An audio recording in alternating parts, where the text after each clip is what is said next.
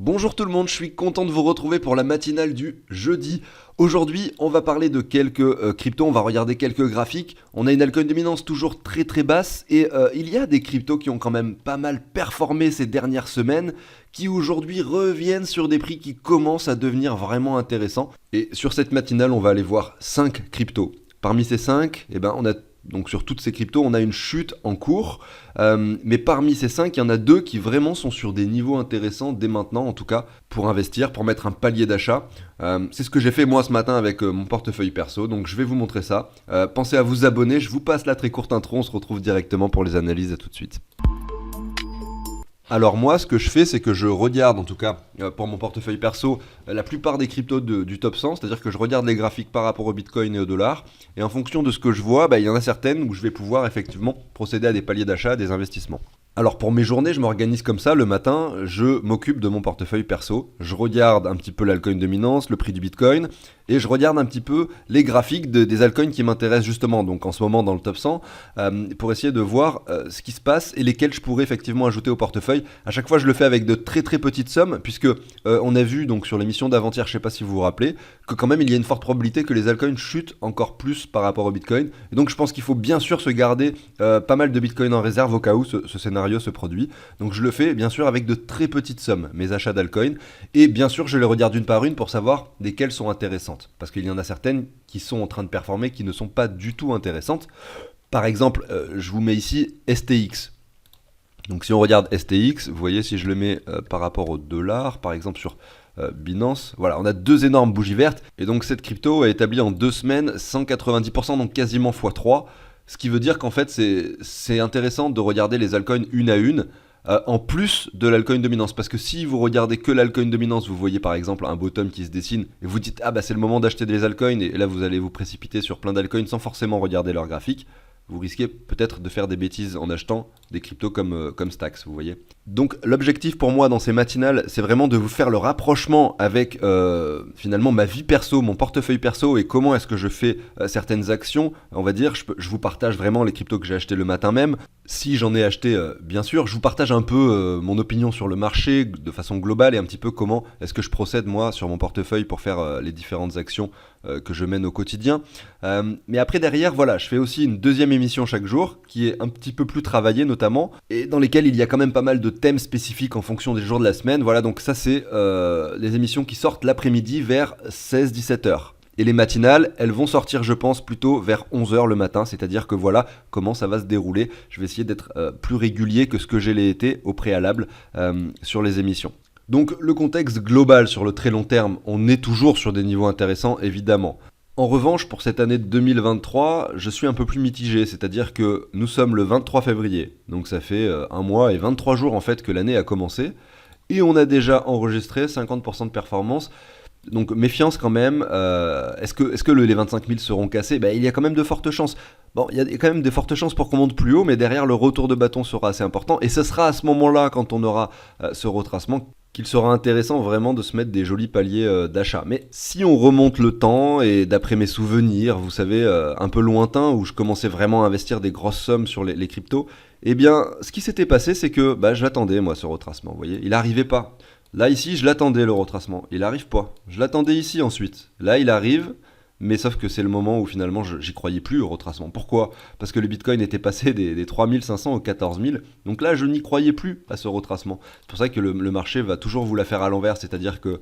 en fait, c'est toujours pareil. C'est-à-dire que vous pouvez attendre ce retracement pendant très longtemps. Ça va peut-être arriver que dans 6 mois, et dans 6 mois, peut-être que le prix du Bitcoin, j'en sais rien, sera aux 40 000, et que le retracement interviendra qu'après. C'est pour ça qu'il faut faire très attention. On ne sait pas jusqu'où le Bitcoin va monter avant que ce retracement se produise. Et j'aurais tendance à penser que soit ça se produit maintenant, vous voyez, c'est-à-dire qu'on ne monte pas en dessus des 25 000, soit plus tard. Et c'est vrai que si il y a des cassures qui s'opèrent, on peut très bien imaginer et concevoir que dans 1 mois, 4 semaines par exemple, le Bitcoin vale 30 000 $. Faut bien comprendre que ça peut être très rapide et que les bougies comme ça, c'est pas rare en fait de voir des bougies qui font sur une semaine. Ici par exemple, je reprends l'exemple de 2018, 25%. La semaine d'après, on fait encore 19%. La semaine d'après, on enregistre encore, j'en sais rien, 10-15%. Ce qui veut dire que derrière, sur une période de temps de 3 semaines, on peut avoir un Bitcoin qui double sa valeur. et c'est pas impossible. Et finalement, en 2018, cette remontée très puissante du Bitcoin nous a montré que ça y est, on était en train de sortir du bear market. Mais effectivement, la plupart des gens pensaient que en fait, le bear market était complètement terminé. Parce que quand vous voyez un Bitcoin qui passe de 3000 à 14 000, vous n'avez pas le sentiment qu'en fait, vous êtes toujours dans un bear market. Sauf que le marché, les semaines d'après, il vous le rappelle. Et oui, en fait, vous êtes toujours dans un bear market. Et en fait, regardez, on va dessiner un énorme W. En fait, le prix des 3000 va de nouveau être atteint. En fait. Et ça, c'est incroyable à quel point notre cerveau a du mal en fait à anticiper ce genre de choses. Donc justement, c'est aussi pour ça qu'il faut toujours garder une vision sur les graphiques long terme. Voilà, j'ai fini avec cette petite partie psychologie du marché, Bitcoin, etc. On va enchaîner maintenant avec les 5 altcoins dont je voulais vous parler. Je commence avec Aptos. Donc Aptos, regardez, ça existe depuis le mois d'octobre 2022. C'est une crypto-monnaie très récente qui a directement intégré le top 100. Ça a été lancé sur Binance, sur le Launchpad. J'ai pas pu en profiter parce que malheureusement j'ai pas fait gaffe au Launchpad qui était en cours. Ensuite, ce qu'on voit, c'est qu'il a donc pas mal chuté après son lancement pour aller chercher les 4 dollars. Ici, sur le bottom, on va dire les 3 dollars. Et ensuite, regardez, depuis donc début janvier, qu'on a effectivement ce contexte bullish à la fois sur le Bitcoin et les cryptos, on a du coup Aptos qui performe et qui est passé de 3 à 20 dollars. Donc vraiment très très grosse performance pour cette crypto quand même, puisqu'on a un x5. Et là, on voit qu'on a un retracement qui s'opère. Et franchement, c'est exactement ce que je recherche pour pouvoir imaginer un investissement maintenant, puisque vu que j'ai pas saisi l'opportunité du Launchpad, que je n'ai pas saisi également l'opportunité de ces points bas, maintenant je vois qu'il y a un réel intérêt, que cette crypto montre son intérêt. On peut très bien imaginer que dans un cycle haussier vraiment puissant dans les cryptos, cette crypto continue également à performer. Du coup, il faudrait essayer de choper des prix relativement intéressants. Là, on voit que c'est vraiment pas vraiment toujours le cas, parce que si je prends toute la hausse, on est revenu que au 38,2. Et moi, j'attendrais vraiment un retour sur les 9,70, grosso modo les 9,80 pardon, et les 6,95, donc en gros entre les 7 et les 10 dollars pour arrondir, pour investir. Vraiment, c'est les niveaux qui semblent vraiment cool pour acheter du Aptos. Maintenant, est-ce qu'on va y retourner? J'en sais rien. Si on n'y retourne pas, tant pis, je ne saisirai pas cette opportunité. Quand je le regarde maintenant par rapport au Bitcoin, on voit qu'également il retrace pas mal et que c'est la même chose, on n'a toujours pas atteint non plus la zone de rechargement, même si on y est plus proche. Donc voilà, on reste patient sur Aptos. Je suis content de vous montrer ça ce matin parce que c'est une crypto que j'ai pas trop passé ces derniers temps, que je surveille moi de mon côté au quotidien. Et là, on voit pas mal quand même de bougies rouges se dessiner sur une période. Donc là, on était le 27 janvier, sur une période d'un mois. Ça, c'est un mois. Et ça, c'est à peu près un mois également, vous voyez. Donc là, c'était début janvier, c'était ça. En fait, vous avez vraiment un mois ici et un mois ici. Donc un mois de chute, un mois de pump. Moi, ce que j'attends, c'est de voir ce qui se passe au mois de mars pour voir si elle m'offre cette opportunité. La deuxième crypto que je vous passe aujourd'hui, c'est Qwent. QNT. J'ai fait une émission vraiment consacrée sur ce projet en expliquant ce que c'est et à quoi ça sert. Je vous la mets ici en haut à droite. N'hésitez pas à y jeter un œil. Donc Qwent, on est sur les 135 dollars. Quand on regarde ce graphique, on peut voir qu'on a un joli canal ici, en tout cas une jolie ligne de résistance qu'on peut se mettre comme ceci, une ligne de support également qu'on peut se mettre là et qu'on est dans un canal haussier pour l'instant qui a l'air en tout cas de tenir. Et moi ce que je vois c'est que le bas de ce canal, il est matérialisé par le prix grosso modo des 120 dollars, 125, faudrait faire un travail un peu plus minutieux pour avoir un prix précis. Mais voilà, les 123, 125 dollars représentent vraiment bien cette ligne de support. Donc est-ce que ce canal va tenir? J'en sais rien. On voit que sur le Fibo, la zone de rechargement finalement a été atteinte à cet endroit-là. Donc ça c'est cool. On a peut-être un W en devenir. Donc comment savoir maintenant si cette crypto va casser ce canal par le bas ou si effectivement on va rejoindre plutôt le haut du canal? Moi je regarde en parallèle toujours les graphiques par rapport au Bitcoin. Et là le graphique de Qwent en fait par rapport au Bitcoin est hyper intéressant puisque le sommet c'était le 17 octobre 2022 et depuis ça ne fait que chuter. On est en train de réintégrer tranquillement la zone de rechargement. Donc si on descend encore un peu par ici, peut-être qu'en fait elle va chuter par rapport au Bitcoin, également un peu par rapport au dollar pour revenir sur les 120 dollars, mais on a une opportunité à saisir, notamment avec cette zone de travail, vous voyez, qui est assez jolie, qu'on est en train de réintégrer. Donc là, c'est une crypto sur laquelle j'ai pas encore mis de palier d'achat. Effectivement, quand je vois ça, j'ai envie d'en mettre un très faible dès maintenant. J'aurais peut-être dû le faire d'ailleurs ce matin lors de mes analyses perso. Mais en tout cas, ce qui est sûr, c'est que là, si on réintègre cette zone, dès qu'on revient dans cette zone de prix, là, je vais mettre un palier d'achat assez conséquent, on va dire, par rapport à la somme que j'ai envie d'obtenir sur Quant. Donc voilà, très beau graphique pour le coup. Et c'est une crypto qui a déjà beaucoup performé et également beaucoup retracé. Alors que Aptos, on attend toujours encore un peu de quelques bougies rouges avant de se mettre son palier. En tout cas, c'est mon point de vue. Alors je vous passe maintenant Tron TRX qui est assez élevé. Par rapport au Bitcoin, on revient sur un point de résistance assez important, mais il a montré un réel intérêt quand même depuis le mois d'avril 2022, même finalement depuis le mois de décembre 2020.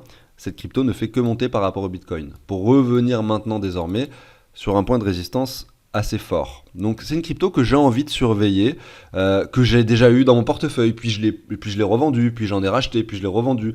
C'est vraiment le Tron, c'est vraiment le projet où à chaque fois je me dis allez j'y crois, non en fait j'y crois pas, en fait j'y crois. C'est vraiment l'indécision totale. Et la connerie que j'ai faite, et qu'il ne faut pas faire je pense, c'est à chaque fois que vous revendez une crypto parce que vous pensez que du coup cette dernière elle a plus aucun intérêt, ce qui a été mon cas pour Tron à un moment donné. Et ben je pense qu'il faut toujours en garder quand même 20%. Une petite quantité, vous revendez 80%, vous en gardez 20%. Sur le long terme, très long terme, même si vous n'y croyez plus du tout, parce que des fois on croit plus du tout en quelque chose et en fait ça marche quand même. Et en fait elle montre un réel intérêt depuis le mois de décembre 2020. Donc moi je m'attends, pourquoi pas, à quelque chose d'intéressant. Et ce qui me plaît en fait sur ce graphique, et c'est aussi la raison pour laquelle je l'avais vendu à l'époque, c'est que pendant tout le cycle haussier précédent, elle n'a rien montré d'intéressant. On est venu chercher, donc certes, ce niveau important en août 2020, mais c'était avant le bull run ça en fait, août 2020, c'était avant que le Bitcoin monte et avant le début du cycle haussier, donc de 2021. Derrière, pendant tout le cycle haussier, elle a fait que chuter, regardez même jusqu'à janvier 2021, elle a fait un nouveau plus bas par rapport au Bitcoin, si on prend pas en compte finalement le début du graphique, et derrière, regardez, elle stagne ici, mars 2021, là c'était l'euphorie sur les altcoins, et finalement le Tron dessine quelque chose de pas si ouf, et en fait, toute la phase haussière qu'on a connue en 2021, 2020-2021, et début 2022 aussi, Tron n'en a pas profité du tout. Et c'est que depuis qu'on est en bear market qu'en fait, elle prend de la valeur par rapport au Bitcoin. Donc en fait, c'est là où je me pose des questions et je me dis qu'en fait, elle a peut-être sauté un cycle et que le prochain cycle pourrait être, on va dire, incroyable pour Tron. Donc pourquoi pas essayer d'en avoir un tout petit peu pour diversifier. J'ai changé d'avis de nombreuses fois et croyez-moi, pendant tout le bull market précédent, les experts donc de la blockchain et des cryptos que j'ai pu suivre sur des podcasts ou autres ne faisaient que critiquer cette blockchain de Tron. Et c'est ça qui m'a incité aussi à vendre l'intégralité de mes tokens. Sauf qu'aujourd'hui, je vois bien qu'en fait, il y a des nouveautés, qu'ils ont sorti un stablecoin qui se lance aussi dans la finance décentralisée. Bon, ça fait déjà un moment ce que je suis en train de vous raconter, je ne suis pas les actualités de Tron jour le jour, mais je sais qu'il y a pas mal de nouveautés et c'est ce qui probablement montre également l'intérêt actuel que l'on a sur cette crypto. Mais cette latéralisation très long terme nous montre qu'en fait, elle n'est pas forcément prête à aller chercher des points de plus en plus bas. On est sur un range quand même qui dure, si on prend pas en compte ce petit bottom ici, un range qui dure depuis le mois de juillet 2019. Donc effectivement, si on retrouve quelque chose on voit qu'en fait on est en train d'appuyer sur cette ligne depuis longtemps. Il suffit vraiment juste de casser cette résistance pour avoir quelque chose qui se retrouve quand même sur de très très belles performances. Maintenant, je trouve que le prix actuel est toujours très haut parce que c'est un point de résistance et parce qu'on aimerait plutôt saisir des opportunités un petit peu plus bas. Voilà, donc ça c'était pour Tron. Je m'arrête là-dessus et je vais enchaîner avec deux dernières cryptos. Il s'agit du Ton USD. On voit que effectivement il est haut par rapport au dollar, mais que par rapport au Bitcoin, on revient sur un point intéressant. Donc ce matin, j'ai pu en acquérir un petit peu avec du Bitcoin. Et cette crypto qui a intégré le top 100 récemment, finalement, montre vraiment un intérêt croissant depuis quelques mois. Cette chute, pour moi, elle n'est pas suffisante. C'est-à-dire que certes, moi, j'ai effectué un petit investissement ce matin, je vous le partage parce que c'est très joli graphiquement parlant. Par contre, attention, souvent, et j'ai souvent été trompé par ça, c'est que on voit quand même que cette ligne de support a été touchée une fois, deux fois, trois fois, et c'est vraiment possible effectivement qu'on la casse par le bas, d'autant plus que là, le Fibo nous montre que la zone de rechargement, elle se trouve plutôt ici. Donc oui, j'ai procédé à un achat, mais je l'ai fait avec une très petite somme, et je me garde, on va dire, un peu plus d'argent pour investir plus bas. Mais au moins, je me dis, voilà, j'ai du Ton dans le portefeuille et ça me permet, dans ce top 100, effectivement, d'accumuler de plus en plus de crypto. Maintenant, parmi toutes celles que j'ai regardées, il n'y en a pas eu beaucoup où je me suis dit, ouais, là c'est cool et c'est un bon niveau pour investir.